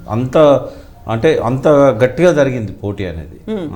సో ఆ tight fight, neck to neck fight అనేది అంతా ఉన్నప్పుడు అది ఎనీ టైం ఏదైనా కావచ్చు, ఎటువైపు అయినా వెళ్ళొచ్చు. ఇన్ని రౌండ్లు లెక్క పెట్టినప్పుడు ఒక్కొక్కసారి 15 ఉంటాయి, కొన్ని చోట్ల 20 ఉంటాయి. అప్పుడు ప్రతిసారి అది మారుతూ వస్తూ ఉంటుంది కదా. పోల్ మేనేజ్మెంట్ ఉంది. లాస్ట్ డే అనేది చాలా ఇంపార్టెంట్. పోల్ మేనేజ్మెంట్ అనేది ఎవరు ఎఫెక్టివ్గా చేయగలిగారు అనే దాన్ని బట్టి ఆ లిమిటెడ్ సెగ్మెంట్ ఏదైతే ఉన్నదో అది కవర్ అవుతుంది. So poll management in the sense last మినిట్లో జరిగేటువంటి వాళ్ళకి ఏం చెప్తారు, ఏం చేస్తారు, ఎలాంటి తాయిలాలు ఇస్తారు, గిఫ్ట్స్ ఉంటాయా, ఏంటుంటాయి, ఇవన్నీ అందులో ఇన్వాల్వ్ అయినాయి కదా. చాలా మంది కాంగ్రెస్ వాళ్ళ దగ్గర ఈసారి టికెట్కు డబ్బులు తీసుకున్న పరిస్థితి ఉన్నది. నేను పేర్లు చెప్పాను కానీ వాళ్ళు ఎలక్షన్లో పోటీ చేయాలని చెప్పి కొత్త క్యాండిడేట్స్ 5 కోట్లు 10 కోట్లు సంపాదించి పెట్టుకున్నది, ఆస్తులు అమ్ముకున్నది, ఇదంతా టికెట్ కోసం పెట్టాల్సి వచ్చింది. ఇంకా వాళ్ళ దగ్గర చేతులు డబ్బులు లేవు. మీరు బేగం బజార్లో ఒక 10 మంది అయినా నాకు తెలిసిన వాళ్ళు ఇంటి కాగితాలు పట్టుకొని లోన్ కోసం తిరిగారు లాస్ట్ డే దాకా. తెల్లారితే ఎలక్షన్ కూడా డబ్బుల కోసం తిరిగారు. హవాలా వాళ్ళ కోసం ప్రయత్నం చేశారు. ఎక్కడో అమెరికాలో డబ్బులు వేస్తే ఇక్కడ ఇచ్చేటట్టుగా ఇదంతా జరిగింది ఇక్కడ. బట్ దాంట్లో టాప్ కనిపించింది బీఆర్ఎస్ అంటారా? ఈ డబ్బులకు ఇబ్బంది పడ్డ సిచ్యువేషన్ ఎవరి దగ్గర కూడా రూపాయి తీసుకోకుండా టికెట్లు ఇచ్చారు. అందరు సిట్టింగ్ లేదు. బట్ ఓటర్ల దగ్గరికి వెళ్ళినప్పుడు ఏంటంటే అది ఎప్పుడు బీఆర్ఎస్ టాప్ ఉంటుంది. ఎందుకు ఉంటుంది అంటే వాళ్ళకున్న కనెక్టివిటీ కావచ్చు. ఎందుకంటే వాళ్ళ డబ్బులేం ఖర్చు కాలేదు ఆ టికెట్ కోసం. వాళ్ళు ఏమైనా కోట్లు పెట్టారు. డెఫినెట్గా అధికార పార్టీ ఏది ఉన్నా కూడా వాళ్ళకు కొంత పై చేయి ఉంటుంది. మళ్ళీ 2 సార్లు గెలిచిన ఎమ్మెల్యేలు 3వ సారి కొట్లాడేటప్పుడు డబ్బులకు పెద్దగా ఇబ్బంది ఉంటుందని నేను అనుకోను. ఎందుకంటే వెల్ ఆర్గనైజ్డ్గా ఉంటారు, ప్రిపేర్డ్గా ఉంటారు. ఎక్కడెక్కడ ఎంత ఖర్చు పెట్టాలనో తెలుసు వాళ్ళకి. ఎవరికి ఇవ్వాలని, ఎవరికి మాటతో ఓటు తీసుకోవాలి, ఎవరికి డబ్బులు ఇచ్చి ఓట్లు తీసుకోవాలో కూడా తెలుసు వాళ్ళకి. రియాలిటీసే ఇవన్నీ, మనం దాచలేం కదా. అయితే ఇక్కడే ఒక ఇంట్రెస్టింగ్ అబ్జర్వేషన్ కనిపించింది ఏంటంటే అక్కడ స్థానికంగా ఉన్నటువంటి ఎమ్మెల్యే మీద వ్యతిరేకత ఉంది. ఆ ఎమ్మెల్యేను కేసీఆర్ మార్చలేదు. ఓడిపోయే అవకాశాలు చాలా ఎక్కువ ఉన్నాయి కాబట్టి పోల్ మేనేజ్మెంట్లో ఇంత డబ్బు ఇచ్చేసి ఓటర్లకు చేర్చండి అన్నప్పుడు అక్కడ ఏంటంటే అక్కడ ఉన్నటువంటి అనుచరులు వాళ్ళ కార్యకర్తలు చివరి దాకా చేర్చలేదు అనేది కూడా చెప్పనా. డబ్బులతో మారేది 1 to 2%. ఓకే, ప్రజలు కూడా చాలా తెలివికల్ల వాళ్ళు. ఇప్పుడు వాళ్ళు ఓటు ఒక వ్యక్తికి వేద్దాం అనుకున్నారు, అతను రూపాయి ఇవ్వలేదు. మీకు తెలుసా కొన్ని దిక్కులో బీఆర్ఎస్ క్యాండిడేట్స్ రూపాయి ఇవ్వలేదు. నమ్ముతారా మీరు? నాకు తెలుసు. ఓకే, అంటే ఎంటైర్ కాన్స్టిట్యున్సీలో రూపాయి ఇవ్వలేదు ఓటు కోసం. అట్లా కూడా ఉన్నాయి. కొన్ని దిక్కులో 2000 ఇచ్చిన సందర్భాలు కూడా ఉన్నాయి. అయితే ఎట్లయితుందంటే ఇది ఒక 1% to 2% ఈ డబ్బులతో ప్రభావితం అవుతారు. ఇప్పుడు ఆయన రూపాయి ఇవ్వకపోయినా కూడా అవతల 5000 ఇచ్చినా కూడా అతనికి ఓట్లు వేయరు. ఇప్పుడు నేను అది ఒక టెస్ట్ లాగా పెట్టాను. ఒక దగ్గర ఏమైందంటే ఆ క్యాండిడేట్ కొంచెం రఫ్, కాంగ్రెస్ క్యాండిడేట్. ఓకే, అంటే డైరెక్ట్ రౌడీ అని పిలుస్తారు ఆయన్ని. ఓకే, ఆయనే 2000-3000 కూడా ఇచ్చాడు ఓటుకి. బట్ అక్కడ బీఆర్ఎస్ క్యాండిడేట్ రూపాయి ఇవ్వలేదు. చూద్దాం ఎటేస్తారో జనాలు. ఏ కాన్స్టిట్యుయెన్సీ ఇప్పుడే చెప్పరా? రిజల్ట్స్ తర్వాత మాట్లాడుకోవచ్చు మనం దాని గురించి. అంటే ఇట్లా ఉన్నాయి కొన్ని. అంటే నేనైతే ప్రజల మీద నాకు నమ్మకం ఉంది, డబ్బు మీద నమ్మకం లేదు. బట్ ఒక 1% మాత్రమే డబ్బు వల్ల ఎవరు ఎక్కువ ఇచ్చిన్లు ఎవరు తక్కువ ఇచ్చిన్లు అనేది మ్యాటర్ అవుతుంది. అయితే మా దగ్గరికి వచ్చినటువంటి ఫీడ్బ్యాక్ కూడా ఏంటంటే ఎట్లాగో ఓడిపోయే క్యాండిడేట్, ఇక్కడ ఆపోజిట్ క్యాండిడేట్ చాలా గట్టిగా ఉన్నాడు, స్ట్రాంగ్గా కనిపిస్తున్నాడు, పంచడం కూడా బాగానే ఉంది. ఇక్కడ మనోడు ఓడిపోతున్నాడు కాబట్టి పంచమని ఇచ్చిన డబ్బులు అక్కడ దాకా ఎందుకు, మనమే సర్దుకుందాం అనే కాన్ఫిడెన్స్లో కూడా ఉన్నారు ఓటర్లలో కూడా. అదే అక్కడి నుంచి కూడా ఫీడ్బ్యాక్ వచ్చింది. అదే ఉన్నది, అట్లా కూడా ఉంది. కొంతమంది 60% పంచారు, కొందరు 70 పంచారు, కొందరు ఇయ్యలేదు అసలు. అట్లా కూడా కొంత ఉంటుంది, జరుగుతుంది. కొన్ని పార్టీలకు అసలు, అంటే పార్టీలలో కూడా కొంతమంది క్యాండిడేట్లో డబ్బులు అందలేదు. లాస్ట్ మినిట్లో లిక్విడ్ క్యాష్ లేక మీరే కన్నా అడ్జస్ట్ చేసుకోండి తర్వాత చూద్దాం ఇట్లా అన్నకాడ వాళ్ళకు కూడా అందలేదు కదా. ఇట్లాంటివి కొన్ని ఉన్నాయి. అంటే ఈసారి మినిమమేనమ్మా. మన బై ఎలక్షన్లలో ఉన్నట్టు 6000 5000 ఎక్కడ లేదు. ఈవెన్ ఏ పార్టీ కూడా ఇవ్వలే. 500 మ్యాక్సిమం ఇస్తే 1000. ఎక్కడనో 1-2 దిక్కులో మాత్రమే మనకు 1500 ఇచ్చినట్టుగా ఇన్ఫర్మేషన్. అది మ్యాక్సిమం 1500 ఈసారి ఎలక్షన్లో. ఎక్సెప్షన్ ఎక్కడనో ఒకడ కొన్ని ఫ్యామిలీస్కి 2000 ముడితే ముట్టొచ్చు, కానీ యావరేజ్ 500 అనుకోవచ్చు. ఈసారి ఎవరు ఇచ్చినా కూడా 500. 3 పార్టీ అభ్యర్థులు ఉంటే 3 500 ఇచ్చినాయి, కొన్ని ఉన్నాయి. ఓకే, అయితే బీజేపీ అధ్యక్షుడు కిషన్ రెడ్డి అన్న మాట ఏంటంటే మీరు పోలీస్ వ్యవస్థని వాడుకున్నారు, నిష్పక్షపాతంగా పోలీసులు వ్యవహరించలేదు, మీకు అనుకూలంగా వాళ్ళు పనిచేసేలా చేశారు ఈ పోల్ మేనేజ్మెంట్ కావచ్చు, నిన్న జరిగినటువంటి ఎలక్షన్స్ టైంలో. పోలీస్ అగైనెస్ట్ ఉన్నారు బీఆర్ఎస్కి. ఎందుకలా? ఎందుకో తెలియదు. వాళ్ళకేంటంటే ఏదో రిక్రూట్మెంట్లో అన్యాయం జరిగిందని, జోనల్ సిస్టంలో ట్రాన్స్ఫర్స్లో అన్యాయం జరిగిందని, మామూలుగా డిఎస్ విషయంలో జరిగిందని, సాలరీస్ పెరగలేదని చాలా ఉన్నాయి కారణాలు. గ్రౌండ్ లెవెల్ పోలీసులు చాలా ఓపెన్గానే చెప్పారు అక్కడక్కడ అవకాశం ఉన్న అక్కడ కాంగ్రెస్కి వేయండి అని. ఎంప్లాయీస్ అంతా చాలా వరకు అంటే మోర్ దెన్ ఆఫ్ ఎంప్లాయీస్ అనుకూలంగా లేరు. ఇవాళ మీరు పోస్టల్ బ్యాలెట్స్ వచ్చినాక చూడండి 1,80,000 పోస్టల్ బ్యాలెట్స్ పోలేనాయి. ఐఎమ్ షూర్ ఖచ్చితంగా 1,00,000 కంటే ఎక్కువ కాంగ్రెస్కి వస్తాయి. ఎందుకు మొత్తం ఉన్నటువంటి ఉద్యోగులు పోలీసుల్లోనేనా అదంతా? ఉద్యోగులు, టీచర్లు, పోలీసులలో కొంత వ్యతిరేకత ఉన్నది. టీచర్లలో స్ప్లిట్ ఉంది, ఉద్యోగులలో కూడా స్ప్లిట్ ఉంది, కానీ మెజారిటీ అగెనెస్ట్ ఉంది అనేది నాకు వచ్చిన ఫీడ్బ్యాక్. సో ఈ 3 సెగ్మెంట్లే డిసైడింగ్ ఫ్యాక్టర్ అవుతాయా అంటే? కాదు, వీళ్ళు లోకల్ సెక్షన్స్. ఇప్పుడు వీళ్ళు ఎంతమ్మా మొత్తం అన్ని ఉద్యోగులు అందరు కలితే 6,40,000 మొత్తం. ఇంకోటి అందరు ఓట్లు వేయలేదు, ఓట్లు పడే 1,80,000. ఇప్పుడు ఉద్యోగస్తులంతా ఓటేస్తే అది కొంత 2% 3% చేంజ్ తీసుకురాగలిగేది. ఇప్పుడు 3.5 కోట్ల ఓట్లలో 3,20,00,000 ఓట్లు సరే పోలైన అన్ని కలిపితే 2 కోట్లు కూడా లేవు అనుకుంటా, 2 కోట్లు ఉంటాయేమో. 2 కోట్ల ఓట్లల్లో 1.8 అంటే ఎంత? 0.8%, 0.9%. అంటే లెస్ దెన్ 1% ఎంప్లాయీస్ ఓట్లు. వాళ్ళు టీచర్లు కావచ్చు, వాళ్ళు ఉద్యోగస్తులు కావచ్చు. పోస్టల్ బ్యాలెట్స్ మొత్తం కలిసిన 1,80,000.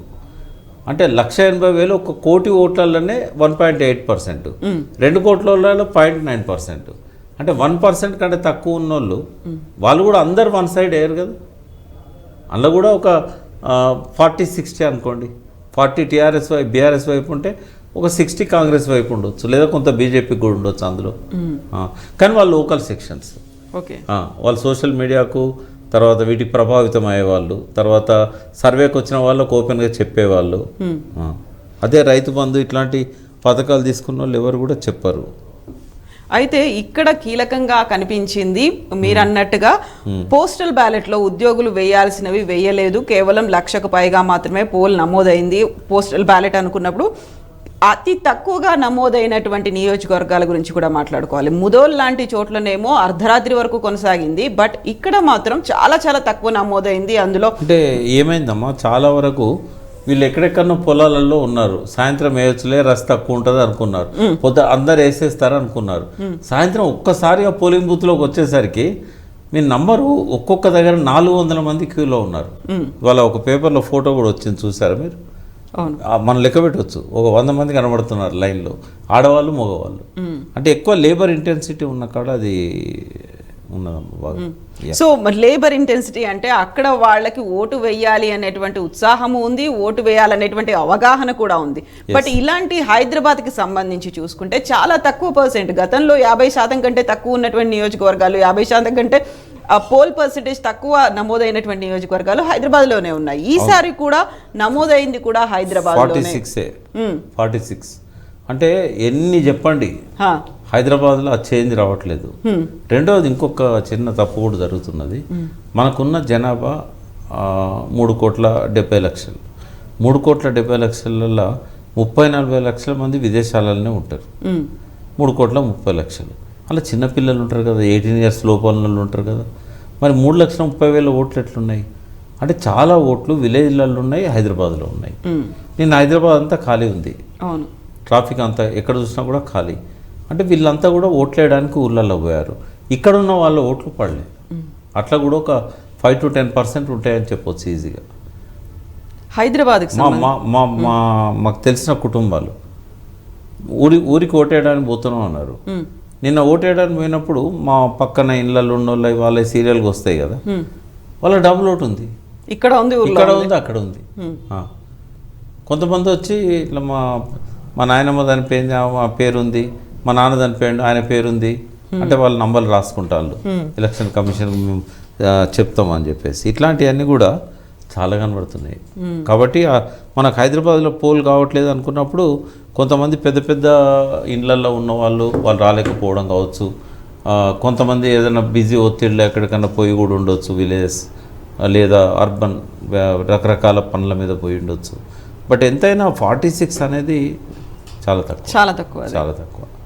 అంటే కేటీఆర్ వీళ్ళంతా అప్పీల్ చేశారు, ఇళ్ళకి వెళ్ళండి అంటే. ఒకటి నేను ఏం చూశానమ్మా, చాలామందిని ఇట్లా వచ్చి చూస్తుండ్రు, ఒక 50 మంది 60 మంది లైన్లో ఉంటున్నారు. చాలా పెద్ద లైన్ అనిపిస్తుంది. అంటే ఒక్కొక్క ఓటు వేయడానికి 5 minutes పడుతుంది. 50 మంది 5 minutes అంటే 2.5-3 గంటలు వెయిట్ చేయాలా. ఎందుకు మళ్ళొద్దాంపా మళ్ళీ వచ్చే వరకు కూడా అదే పరిస్థితి ఉంటుంది. అంటే ఇప్పుడు ఎట్లయితే ఓల్డేజ్ వాళ్ళకు 80 years ఉన్న వాళ్ళకి ఇంట్లో వేశారో ఏం చేయాలంటే కర్ఫ్యూ వాతావరణం పెట్టాలి.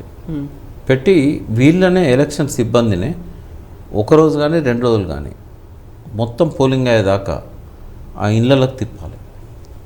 అట్లయితే 100% ఓట్స్ కవర్ అవుతాయి. అప్పుడు ఇంకా లెబోరియస్ ప్రాసెస్ అవుతుంది కదా, ఇప్పుడు దానికంటే కూడా ఎక్కువ సిబ్బంది అవసరం ఉంటారు, చాలా టైం టేకింగ్. సిబ్బంది ఎక్కువ అవసరం ఉండరు. ఇప్పుడు ఒక బూత్లో 1000 ఓట్లు యావరేజ్గా ఉంటాయి. 1000 అంటే ఎన్ని? 300 ఇళ్ళు. 300 ఇళ్ళు తిరగడానికి ఎంత టైం పడుతుందమ్మా? ఒక వెహికల్ బదులు 2 vehicles పెట్టాలి, సిబ్బందిని పెంచాలి. ఒకటేసారి ఎందుకు జరపాలి స్టేట్ అంతా? 119 జరిగింది తెలుసా మీకు? అసలు హిస్టరీలోనే ఒక్కసారి ఒక్కటే రోజు ఎలక్షన్ జరగడం అనేది మొదటిసారి తెలంగాణలో, ఎన్నడూ జరగలే. సో ఇప్పుడు పోల్ పర్సంటేజ్ తక్కువ నమోదవడం, లేకుంటే ఒక్కో చోట చాలా ఎక్కువ నమోదవడం, అర్ధరాత్రి వరకు కొనసాగడం అనేది కూడా ఈ పబ్లిక్ పల్స్ ఎగ్జిట్ పోల్స్ ని లేదు, దాన్ని అర్ధరాత్రి వరకు జరిగింది. పల్స్ అందలేదు. అది అందుకే నేను ఏమంటున్నా, వాళ్ళు కరెక్ట్ చేయలేదని చెప్తున్నా. సంస్థలను తప్పట్ట కానీ వాళ్ళు తొందరపడడం. అసలు ఎందుకు చెప్పాలి 5:30 కంటే 5:30కే? వాళ్ళు కొంత క్రోడీకరించుకొని ఇవాళ చెప్పొచ్చు కదా. అంత ఆతృత, మేము ముందు చెప్పినాం అంటే రాయేసి చూస్తారు, తలుగుతుంది లేకపోతే లేదు. అంటే సంస్థల ప్రతిష్ట దెబ్బతింటుంది. అంటే సీరియస్గా 1-2 సంస్థలే ఉన్నాయమ్మా సీరియస్గా పబ్లిక్ పల్స్ తెలుసుకోవడానికి ప్రయత్నం చేస్తున్న వాళ్ళు. మిగతా అన్నీ కూడా ఏంటంటే ఏదో మనం చెప్పేద్దాం, హైప్ చూసి చెప్పేద్దాం, వస్తే వస్తుంది, మనకు క్లిక్ అయింది అనుకో, నెక్స్ట్ టైం మనల్ని ఎంగేజ్ చేసుకుంటారు. ఇట్లా ఫేక్ అనని కానీ ప్రయత్నం చేస్తున్న వాళ్ళు కొంచెం లోపాలతో ఉన్నది అనేది అంతే. సో గతంలో ఎప్పుడూ కనిపించనన్ని ఈసారి సర్వే సంస్థలు కనిపిస్తున్నాయి. ఆల్మోస్ట్ ఒక 15-20 ఏళ్ల కింద ఇలాంటి సర్వే సంస్థలు ఇలాంటి ట్రెండ్ అనేది కూడా కనిపించలేదు. ఓటేసారా, రిజల్ట్ ఎప్పుడు వస్తుంది, అప్పటిదాకా కార్యకర్తలు కావచ్చు, లీడర్లు, అభ్యర్థులు అందరూ సైలెంట్గా కూల్గా కామ్గా కూర్చునే వాళ్ళ పని అయిపోయింది, ఎదురు చూద్దాం అనేది. ఇప్పుడు ఇది అన్నెసెసరీగా తీసుకొచ్చినటువంటి టెన్షన్ ఇవన్నీ దేనికి లీడ్ చేస్తున్నాయి? అసలు రావాల్సిన అవసరం ఏముంది? అంటే ఎవరికి వాళ్ళు ఏంటంటే వాళ్ళకు కొంత టీం ఉంటుంది, వాళ్ళకి జీతాలు ఇవ్వాలి, వాళ్ళని త్రోట్ ది ఇయర్ మేనేజ్ చేయాలి, ఇట్లాంటివన్నీ ఉంటాయి. అంటే వీళ్ళందరూ కేవలం ఒక ఎలక్షన్ సర్వేలు చేసేవాళ్ళు కాదు, కమర్షియల్గా కూడా వాళ్ళు రకరకాల సర్వేలు చేస్తుంటారు. ఒక బ్రాండ్ ఇమేజ్ క్రియేట్ చేయడానికి ఒక ప్రోడక్ట్కి ఒక కొత్త పేస్ట్ వచ్చింది మార్కెట్లకి. పేస్ట్ మార్కెట్లో ఎవరిది బాగపోతుంది, ఏ పేస్ట్కి ఎక్కువ జనం ఇష్టపడుతున్నారు, ఎందుకు ఇష్టపడుతున్నారు అనేది ఒక సర్వే ఉంటుంది. అంటే ఒకటి లాంచ్ చేయాలంటే వాళ్ళు ఏమి ఇష్టపడుతున్నారో తెలుసుకొని ఆ క్వాలిటీస్తో లాంచ్ చేయాలనేది ఒక సర్వే. ఒక ప్రోడక్ట్ మార్కెట్లోకి వెళ్ళేటప్పుడు దీన్ని ఎట్లా రిసీవ్ చేసుకుంటున్నారు, పైలట్ ప్రాజెక్ట్స్ చేస్తుంటారు. అంటే ఈ సర్వే సంస్థలు కేవలం ఎలక్షన్ల మీదనే అయితే 365 రోజులు ఇవి మనదాలవు. వీటికి ఏంటంటే 1-2 కేవలం ఎలక్షన్స్ కోసమే చేస్తారు, వాళ్ళు హార్డ్ వర్క్ చేస్తారు కూడా. కానీ ఈ రెగ్యులర్ రొటీన్ మార్కెట్ ప్రోడక్ట్ చేసేటివి ఉంటాయి కదా, వాళ్ళకు ఈ తొందర మమ్మల్ని ఎంగేజ్ చేసుకుంటారు, మాకు ఎక్కువ ఇస్తారు, ప్రశాంత్ కిషోర్కు 60 కోట్లు ఇచ్చారట, మనకు 6 కోట్లను ఇయ్యరా, ఇట్లాంటివన్నీ. సో బీఆర్ఎస్ 60 కోట్లు ఇయ్యలేదు, 100 కోట్ల దాకా ప్యాకేజ్ అనేది అప్పుడు 1000 కోట్లకు పోయాడు ప్రశాంత్ కిషోర్. అన్ని గవర్నమెంట్లు ఇచ్చాయి ఆయనకి. ఏ పార్టీకి ఆయన చేయలేదు, ఏ పార్టీ ఆయనకి ఇవ్వలేదు. వాళ్ళు చెప్పుకున్నారు 60 కోట్లు మినిమం ఉంటుంది ప్రశాంత్ కిషోర్ది, బహుశా జగన్ 60 ఇచ్చి ఉంటాడేమో, ఆయనకు చేశారు కదా వాళ్ళు. బట్ బీఆర్ఎస్కి ఎక్కువ రోజులు చేయలేదు అమ్మ, 60 కోట్లు ఇచ్చారని నేను అనుకోను, ఎంతో కొంత ఇచ్చుంటారు, బట్ ఎక్కువ రోజులు చేయలేదు. ఆయన 2-3 times వచ్చాడు, ఆయన టీం ఒక 1 year చేసినట్టుంది అంతే. కరెక్ట్గా ఎలక్షన్స్ ముందు కూడా ప్రశాంత్ కిషోర్ మాట బయటకు వచ్చింది. ప్రశాంత్ కిషోర్ చాలా కీలకంగా కేసీఆర్కి చెప్పిండ్రు, మీరు ఓడిపోతున్నారు, కాంగ్రెస్ గవర్నమెంట్ను ఫామ్ చేస్తున్నది అనేటువంటి న్యూస్ కూడా వచ్చింది. రీసెంట్గా ఎలక్షన్స్ ముందు కలవలేదా అసలు? లేదమ్మా, ఆయన అప్పట్లో ఉన్నప్పుడు ఎటువంటి స్ట్రాటజీస్తో పోవాలి అనేది చెప్పగలిగాడు. బట్ అది కేసీఆర్ గారికి, ఎందుకంటే అందరికంటే పెద్ద స్ట్రాటజిస్ట్ కేసీఆర్ గారు, ఆయనకు పల్స్ బాగా తెలుసు పబ్లిక్ది.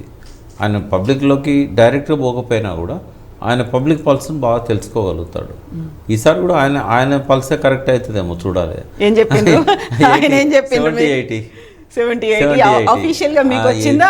లేదు, ఎప్పుడు కూడా ఆయన మాట తప్పలేదు. ఆయన ఒకటే చెప్తున్నాడు, ప్రజల మీద నమ్మకం పెట్టుకున్నాడు, 70-80 మధ్య వస్తాయని చెప్తున్నాడు.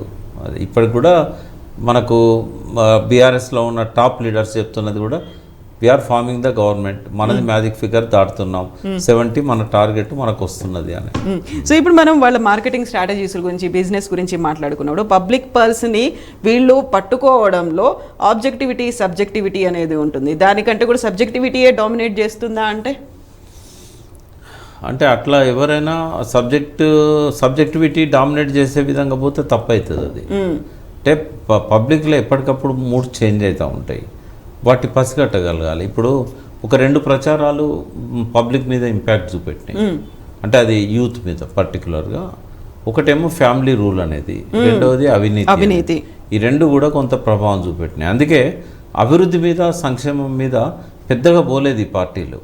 ఎందుకంటే అవి ఎంత చెప్పినా కేసీఆర్కే పై చేయవుతుంది. ఓకే, అందుకే దాని మీద ఎక్కువ పోలేదు, అసలు మాట్లాడలేదు ఎవరు కూడా. ఎవరు క్రిటిసైజ్ చేసేటప్పుడు అన్నారు ఇస్తామన్నారు, అందరికి ఇవ్వలేదు అని చెప్పారు తప్ప వాళ్ళు ఎక్కువగా అటాక్ చేసింది అవినీతి, ఫ్యామిలీ రూల్, ఈ 2 మీదనే. అదే ఆ 2 మీద చేశారు కాబట్టి అవి కొంత క్యాచీగా ఉన్నాయి, యూత్ కొంత దానికి అట్రాక్ట్ అయ్యారు. సో మీరు యాక్సెప్ట్ చేస్తారు, కొంత పబ్లిక్ గవర్నమెంట్ మీద వ్యతిరేకత చూపించింది, ఆ తర్వాత ఓడగొట్టాలి అనుకునేటువంటి సెగ్మెంట్ కూడా కనిపించింది, మార్పు తీసుకొస్తున్నారు అని కాంగ్రెస్ చెప్తూ వచ్చింది. తెలంగాణ టైట్ ఉందంటే ఏమన్నట్టమ్మా, సగం మంది వ్యతిరేకిస్తున్నారని కదా. అవును, అదే మనం వ్యతిరేకించే వల్ల కారణాలు ఏందనేది అనలైజ్ చేయగలగాలి.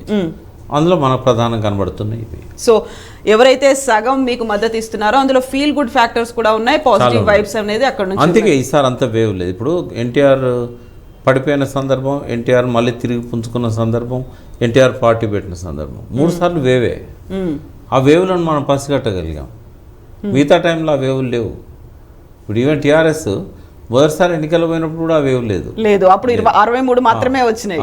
ఇప్పుడు అట్లే ఉంది, ఇప్పుడు కూడా అట్లే ఉంది. కాంగ్రెసా బీఆర్ఎస్, ఇది మొదటిసారి కాదు. 2014లో సెఫాలజిస్టులు చెప్పారు కాంగ్రెస్ అధికారంలోకి. చాలామంది ఇంట్లో ఉన్న వాళ్ళు కూడా అడిపోయిండు, పెద్ద పెద్ద మాజీ మంత్రులు కూడా. ఇది కాంగ్రెస్ అధికారంలోకి వస్తుంది, తెలంగాణ ఇచ్చింది కాబట్టి ప్రజలు ఖచ్చితంగా కాంగ్రెస్కి ఎత్తారని విజయశాంతి లాంటి వాళ్ళు కూడా. నేను కూడా చెప్పాను ఆమెకు, పోయిన వాళ్ళు ఏమైనా చూసినావు కదమ్మా అంటే, ఇకంటే నాకు ఎంపీ ఇయ్యాడటనన్నా అంటే, ఎంపీ ఇవ్వకపోతే ఎమ్మెల్యే ఇస్తాడు, ఎమ్మెల్యే తీసుకొని మంత్రిగా, మంత్రి వస్తే అధికారం వస్తుందా, ఎందుకు రాదు అంటే.